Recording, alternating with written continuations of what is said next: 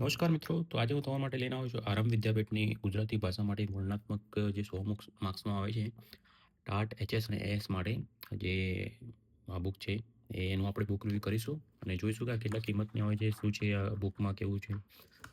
Proper આપણે book review કરીશું. તો શરૂઆત કરીએ આપણે પહેલાં. તો જોઈએ કે આ બુક આપણે આરંભ વિદ્યાપીઠ દ્વારા એમાં લખાઈ છે શ્રી દેવસિંહભાઈ મોઢવા સાહેબ દ્વારા. એમએ, બીએડ અને 10 વખત ટેટ પાસ કરેલી છે એમને. આ પુસ્તક બહુ જ ખૂબ જ સારી એવી પુસ્તક છે. શરૂઆત આપણે કરીએ કે એની કિંમતથી. આમાં કિંમત ભલે 370 રૂપિયા લખેલી છે, પણ તમે કોલ કરીને ત્યાંથી મંગાવી શકો છો. 250 રૂપિયામાં ત્યાં મળે છે. આ કોન્ટેક્ટ નંબર આપ્યો છે, ત્યાં પર તમે કોલ કરીને મંગાવી શકો છો. આ સ્કેનર છે, સ્કેનર પર એપ ડાઉનલોડ કરી શકો છો. એપ ડાઉનલોડ કરીને ત્યાંથી તમે ઓર્ડર કરી શકો છો. તો આ એની કિંમતથી 250 રૂપિયાની આસપાસ છે કિંમત આની. હવે જોઈએ કે આ પુસ્તકમાં શું શું છે અને આ પુસ્તક કેવી રીતે આપણને ઉપયોગી છે. શરૂઆત કરીએ આપણે એની અનુક્રમણિકાથી. તમે જોઈ શકો છો આ પુસ્તકની અંદર નિબંધ લેખન છે, પત્રલેખન છે, ચર્ચાપત્ર છે, સંક્ષેપીકરણ છે અને વ્યાકરણ અને શબ્દાર્થ પણ આપેલું છે. પ્લસ વધારામાં આમાં ટાટ એસ અને એચએસના પ્રશ્નપત્રો આપેલા છે, જે આપણને સોલ્યુશન સાથે જે ખૂબ જ ઉપયોગી થવાના છે. જે રીતે મેં તમને પહેલાં કીધું એ પ્રમાણે આ સ્કેનર છે, ત્યાંથી તમે એપ્લિકેશન ડાઉનલોડ કરી શકો છો. તો ત્યાં તમને મળી જશે એપ સ્ટોરમાં. અને આ જોઈએ શરૂઆતમાં આ લોકોએ કેવી રીતે કર્યું છે ગુજરાતી ભાષાના લેખન કરતી વખતે ખાસમાં ધ્યાન રાખવાની બાબતો એ શરૂઆતમાં જ બતાવી દીધી છે. હવે હું તમને બતાવું એની ઇન્ડેક્સ. તો જોઈએ આપણે ઇન્ડેક્સમાં શું છે. શરૂઆતમાં જોઈએ કે શરૂઆતમાં નિબંધો આપેલા છે. તમારે આનો ફોટો ખીચવો તો લઈ શકો છો. ટોટલી આમાં આઈ થિંક 62 નિબંધ આપે છે, જે ખૂબ જ ઉપયોગી છે, જે ખાસ કરીને શિક્ષણને લગતા નિબંધો છે, જે ટાટ એચએસ અને એસમાં પૂછાય છે એ જ પ્રકારના બધા નિબંધો છે. વધારાના ખાસ કરીને કોઈ નિબંધો નથી આપ્યા. તો જે શિક્ષણ લગતી છે એ જ નિબંધો છે. અમે અહીંયા તમે સેમ્પલ જોઈ શકો છો કે નિબંધ લેખન કેવી રીતે લખવું એના વિશે માહિતી આપી છે, કયા પ્રકારના નિબંધ હોય છે. તો એ કેવી રીતે છે. પહેલું નિબંધ છે, જોઈ શકો છો એઆઈનો પ્રાથમિક શિક્ષણનો ઉપયોગ. તો કમ્પ્લીટલી શોર્ટમાં અને કેવી રીતે નિબંધ લખી શકાય એ પ્રમાણે નિબંધ છે. અહીંયા તમે બીજો નિબંધ જોઈ શકો લોક શિક્ષણ અને સમાજ શિક્ષણની ભૂમિકા રાષ્ટ્રના સંદર્ભે. તો આ પ્રકારના નિબંધો ખાસ કરીને પરીક્ષામાં પૂછાતા હોય છે, જે હાયર સેકન્ડરીની ટાટની એક્ઝામ હોય છે એની અંદર. તો એ પ્રકારના નિબંધો આના અંદર આપેલા છે. ખાસ કરીને તમે જોયા કે 62 નિબંધ આના અંદર આપેલા છે, જે તમારે ખાસ ઉપયોગી છે. તમે જોઈ શકો છો બધા જ નિબંધો શોર્ટ, સિમ્પલ અને બહુ સરળ ભાષામાં અને એકદમ ક્લિયર, જ્યાં જ્યાં જરૂર છે ત્યાં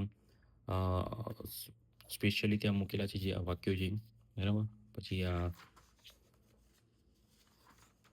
આ પણ એના પ્રકારો છે, જોઈ શકો તમે પ્રોપરલી એની પોઈન્ટ વાઇઝ અને ટોપિક વાઇઝ પણ કરેલા છે. જે રીતે નિબંધ હોવો જોઈએ એ રીતે એમાં દર્શાવ્યું છે, તમને બતાવ્યું છે કે કેવી રીતે નિબંધ લખી શકાય અને કયા પ્રકારના નિબંધો આવી શકે છે.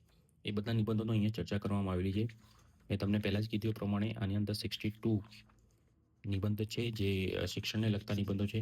તમે અહીંયા મારા પરથી જોઈ શકો છો અને જે નિબંધ તમારે વાંચવું હોય ત્યાંમાંથી વાંચી શકો. અને આ પુસ્તક તમને કહી દઉં કે 250 રૂપિયામાં તમને કોલ કરીને તમે મંગાવી શકો. આની ડેમો કોપી પણ તમે મંગાવો હોય તો મંગાવી શકો છો. તમે જોઈ શકો લાસ્ટ 62 નંબરનો નિબંધ છે, પેટ્રોલિયમ આધુનિક વિશ્વનું કાળું સોનું. હાલ તમે જોઈ શકો મધ્ય એશિયા અને જ્યાં યુદ્ધ ચાલી રહ્યું છે તો ત્યાં પેટ્રોલિયમનો કેટલો અત્યારે હાલ છે. તો બીજો સેક્શન ચાલી જાય કે પત્રલેખન. પત્રલેખન તમે કેવી રીતે અહીંયા આપ્યું છે એ જુઓ.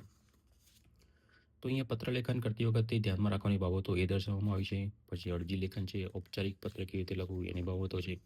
પછી આ શરૂઆતમાં પત્રલેખનો આપેલા છે. તમે જોઈ શકો છો કયા પ્રકારના પત્રલેખનો છે. કે શહેરમાં વધતા જતા પ્રદૂષણ સ્તરો અને તેની સમસ્યાનું નિવારણ સૂચવતો પત્ર મ્યુનિસિપાલિટી કોર્પોરેશનને અધિકારીને લખો. તો અહીંયા કેવી રીતે તમે પત્ર લખી શકો છો એ તમે જોઈ શકો છો.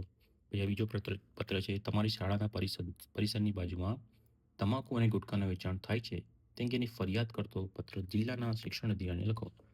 તો કેવી રીતે પત્ર લખાય એ પ્રોપર મુદ્દા સાથે અહીંયા દર્શાવેલું છે. તો તમે જોઈ શકો છો આ રીતે અહીંયા કંઈક 15 પત્રો આપેલા છે, જે સારી રીતે તમને દર્શાવવામાં આવ્યું છે.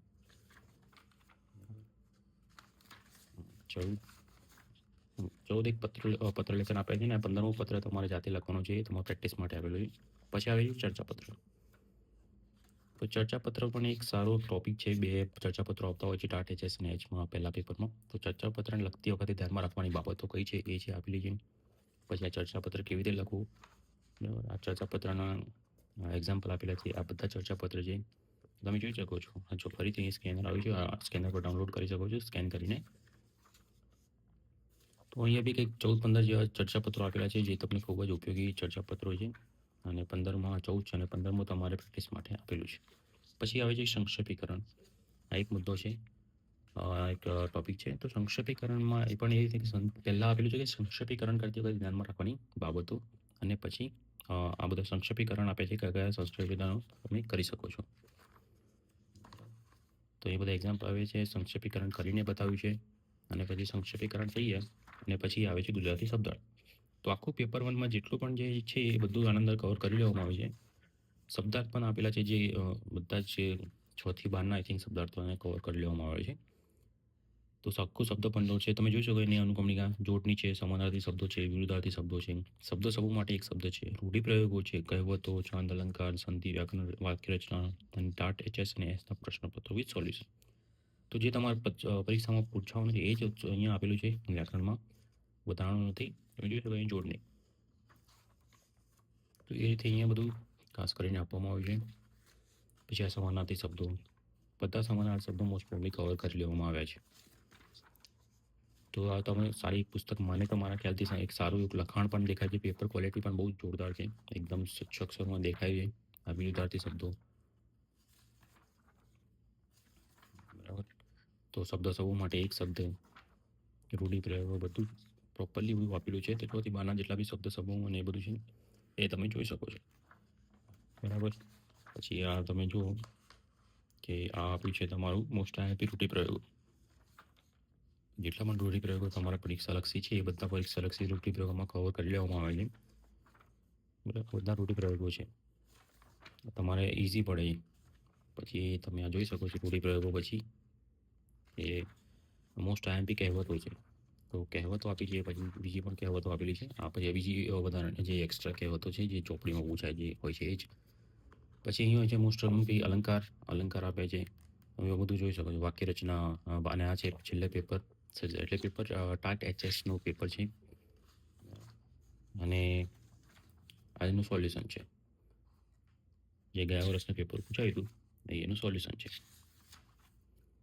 તમે જોઈ શકો છો આખું સોલ્યુશન પણ આ અંદર મસ્ત સરસ રીતે આપેલું છે. તો બહુ સારું એવું પુસ્તક છે, આખું પ્રોપર સોલ્યુશન આપ્યું છે. એ ખૂબ જ ઉપયોગી પુસ્તક છે. એ રીતે તમે જોઈ શકો એસનું પણ આપેલું છે છેલ્લે તમારા નોટ્સ માટે. તો આ રીતે તમે જોઈ શકો કુલ 265 પેજની આ પુસ્તક છે. સારી એવી પુસ્તક છે. તમને આ પુસ્તક વિશે કોઈ બી ડાઉટ હોય તો તમે મને જણાવી શકો છો. અને અહીંયા તમે નંબર આપેલો છે, એ નંબર પર કોલ કરીને તમે આ પુસ્તક વિશે વધુ માહિતી મેળવી શકો છો. પ્લસ તમે આની ડેમો કોપી પણ મંગાવી શકો છો. અને આ સ્કેનર છે, ત્યાં સ્કેનર પર તમે મંગાવી શકો છો સ્કેન કરીને, તો એ બી તમને ઇઝી પડે છે. તો મારા ખ્યાલથી આ પુસ્તક બહુ સરસ છે, વાંચી શકાય એવું છે. અને દેવસી સાહેબે સરસ મજાની પુસ્તક લખી છે, તેમના માટે એમનો ખૂબ ખૂબ આભાર. અને આ પુસ્તક વિશે તમારે કોઈ બી માહિતી જોઈતી હોય તો તમે મને કમેન્ટ્સમાં જણાવજો. અને મારી ચેનલને સબસ્ક્રાઈબ કરજો, તો હું આવા કરવા માટે નવા નવા વિડીયો લાવી શકું. અને બીજી તમારે કોઈ બી પુસ્તકનું બુક રિવ્યૂ જોઈતું હોય તો તમે જોશો. પ્લસ તમે મારા ચેનલમાં જઈને બીજી પણ ટાટ એચએસએસની બુકો છે, એ બધાનો મેં ખાસી બુકનું બુક રિવ્યૂ કરી છે, તો તમે ત્યાં જઈને બુક રિવ્યૂ જોઈ શકો છો. ધન્યવાદ. Thank you.